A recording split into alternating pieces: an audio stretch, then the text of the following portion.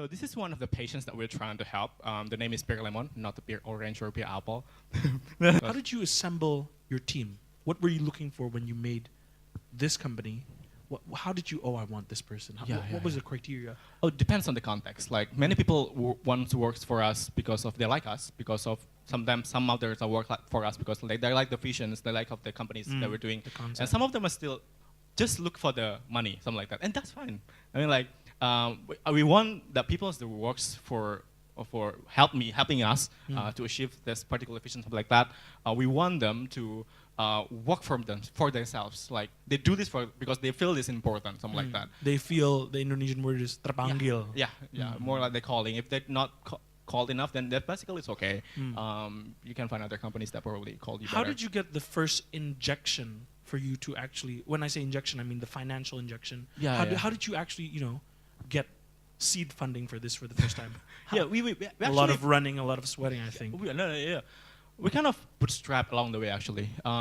We got the first, you can say it, financial backup is actually not from investors, but actually from grand prize for competition that we won. Okay. So that's what kind of work do because like the nature of investment in Indonesia is like they are not really risky, and as we see in the Silicon Valley, something like that, they still want pretty much return. So that's basically okay. If you're not ready, if your venture is not ready for the investment, then it's basically okay. Just look for free money, which could be grants, which could be like donations, or crowdfunding also work well as well. So that's basically what we do. Yeah. So opportunities don't need to come from those big boardroom investors. It can come from competitions. It's all about selling your vision. If your vision resonates, people would want to help you. Yeah. Be genuine and be vulnerable of what you're doing. Do not bluff a lot about something that is not exist, something like that. You do. What is an example of that? Like, I've been through that period of time as well. It's like, I don't want to be seen as you are just a little kid working for this something, and then I'll bluff a lot. Like, this is actually great, something like that. But I actually didn't know exactly what I'm saying. What I was saying. So it ended up because they are very smart people, like investors or other fund managers are very smart people. So just be vulnerable. So you don't know something to say. You don't know. You need help in this particular part. You need help in the marketing, develop marketing. You need help to develop like the team, something like that. Just be open to them, and people will help you. And that's interesting because you are basically close to their age. You are basically close to their age. Yeah, probably. So how do you break the barrier towards potential investors, potential funders or partners? How do you break the barrier of, you're just a kid, you don't know anything? Yeah, it's if you don't bluff, what do you do then? It was a long journey. First of all, like I built credibility first. I built along the way. I think before I graduated from the university, I also worked for like some external projects, which ultimately great portfolio for me as well. And that made people trust me that I could make things happen, something like that. And I did a lot of competitions, of course. Like it give us good exposures and good spotlight to potential people, something like that.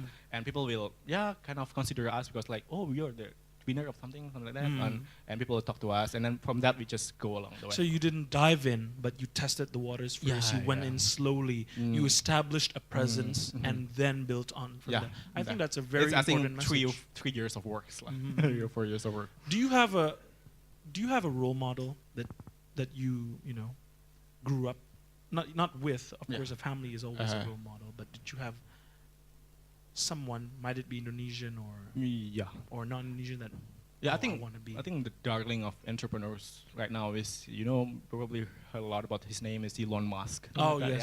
He's ultimately brilliant in doing things and executing things and be really bold in his ideas and eventually make things happen. Really try to not imitate him. Actually, is ultimately out of my capacity. But at least try to figure out how he thinks, how he reacts to crisis, something like that. So that's basically. Do you think it's important to have a role model like that? Yeah, I think it's important, but also more important is to be yourself. Of course, like to find something that is important for you, what's matter for you, because like. These things, if you're only looking for money or something like that, or you want to build things because like you want to be Mark Zuckerberg or something like that. You do create social media so because you want to be Mark Zuckerberg or something like that. You will not get there. You will be exhausted. The best way to survive this long run or something like this is that you really have something that's compelling to you, like keprihatinan, like you have something that you care about, and you care about it more than yourself, something like that. So find it, don't settle. Speaking of being a role model, as a co-founder, you are, of course, a role model to your employees, to your team. What leadership style do you adopt? Okay. So I always believe a good leader is always ensure safety. So why you guys here? Because like you feel safe. People here are just similar with you. But out there is so dangerous. There's just a lot of, for Literally, me, yeah. like in terms of business, it's very competitors that will render your business overnight, something like that. It's so dangerous out of there, and people are desperate about getting security.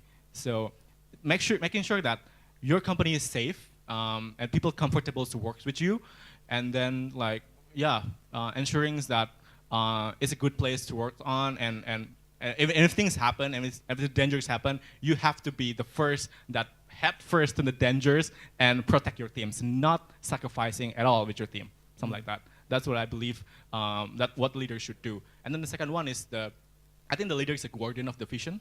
Sorry? Like, the guardian of the vision. Oh, yes. Yeah. Like if you see they maintain the goal. Yeah, if you see the visions of Indonesia, is actually one of them is to achieve equal justice, right? But I believe that we will never achieve that actually. But the idea is that we will die trying. That we will at least make one step closer towards that goal. And that's what the leaders do.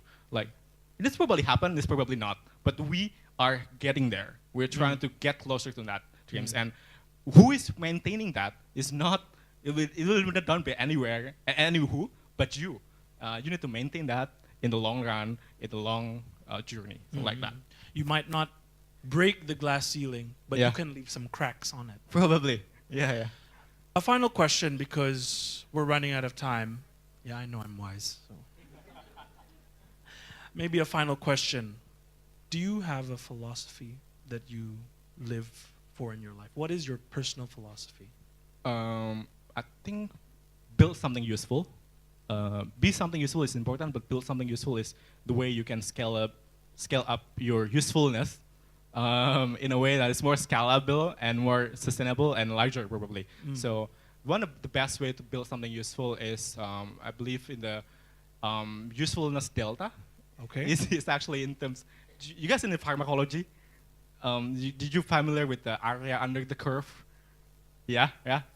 So in physics also, actually, it's the usefulness of data is actually the values and times the current state of the art times how many people you will impact. So for example, it's like build something which has a lot of difference with the current state of the art right now, like probably the personalized medicines, but it will only affect few numbers of people because it will be ultimately expensive for that.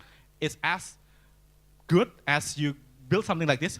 We can idea is ultimately a mediocre technology. It doesn't have a very special things like personalized medicine, something like that, but it impact a lot of people. It's actually also good.